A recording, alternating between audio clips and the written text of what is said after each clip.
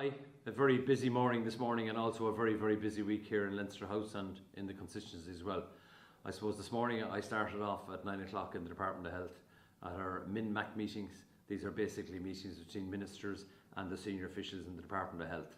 And of course I use that opportunity to drive forward the cystic fibrosis unit at Beaumont, also the personalised budgets for people with disabilities, and also the assessment of need for younger families, because we have an issue there we have to resolve, and that's something I'm fighting very, very strongly about, because we've just recently, I've got the funding for 100 new speech and language therapists, and that deals that particular issue, but it is a problem and it is something that I'm working with the younger families on. Then I moved on then to the Mansion House and had a beautiful morning with Spinal Injuries Ireland, which are an excellent organisation that support and look after people with spinal injuries. I want to thank Fiona Bulger, I want to thank Pádraig McNeela and Dr. Emer Smith for their magnificent research on the issue of spinal injuries, and it's information that I will use to push for in supporting the issues that they want. The big issue for them, of course, is medical card, because we have a lot of people out there with spinal injuries that need support, and we also have a lot of them that are actually involved in employment, and that's something that I strongly support, and I want to work very closely with them, and I will be meeting them soon as well to go into more detail over the next couple of weeks in line for the next budget. So we need to kind of resolve these kind of issues. Last night we had a very beautiful night but very emotional night in Liberty Hall. It was the 10th anniversary of the death of Tony Gregory. I started off in politics as one of Tony's election workers, leaflet dropper, putting up posters, doing a bit of canvassing for Tony. So last night in Liberty Hall, Maureen O'Sullivan and Anya Lawler and Fergus McCabe, Shawnee Lamb, all the old gang, they were all there, and we had a special service. So it was a nice night, a bit of music, a bit of arts, but also a recognition of the great work that Tony did in the north in the city. Tony was always, he was very radical, he was very independent, but he was always solution focused. He always wanted solutions to issues like housing and homelessness, disadvantage, poverty, issues like that. But he was also, a lot of people often just talk about the Gregory deal with Charlie Haughey, but the bottom line is Tony is a very international politician as well. He was very good on the CND. He was also very active internationally on human rights issues, and that's something that's often forgotten about in history. So it was very appropriate that we recorded the work that he did on the 10th anniversary. So to Noel and all the extended family, I just want to express my sincere sympathy. We all miss Tony.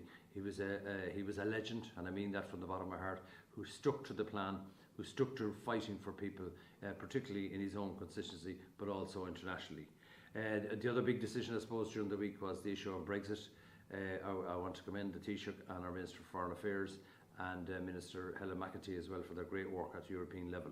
It's been a difficult 2 years for us all. It's been very difficult for Ireland, but I feel that the extension now going on until the 31st of October, I think it gives us finally a bit of space. But the bottom line, we need the British parliamentarians to up their game and come up with a sensible solution, because it's affecting the whole, both Ireland and the UK, but it's also affecting the debate within politics within different countries, because it is a major distraction, and we need to resolve this issue very quickly, and we need to resolve it in such a way that Ireland will not be damaged economically. So all the people involved in those talks, I wish them well, and we need to ensure that the citizens both of Ireland and England and right across the European Union are protected, and their rights are protected as well.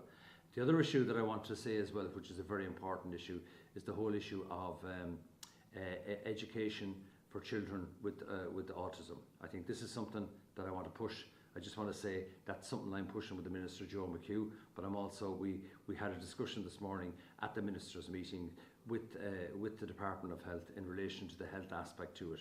We are pushing this issue. We're trying to roll out services to people, and particularly young children with autism, and we need to resolve the difficulties that are there. But you can take it from me that I'm driving these issues hard, and it's essential that we respect the rights of all people with autism. But on the broader disability issue is, we have a broader view. We have a national disability inclusion strategy which includes all children with disabilities, and that is my focus, and we need to focus on the services, employment issues, rights issues, and all these issues that are concerned for all people with disabilities, but particularly that they're in line with the UN Convention for the rights of all people with a disability. I'll be going back to the UN again in June, and hopefully I'll come back to you again with an update on that. But at the moment, we're trying to improve the services, develop the services, reform the services, and invest in the services. That is the future for people with disabilities in this country, and that work will continue.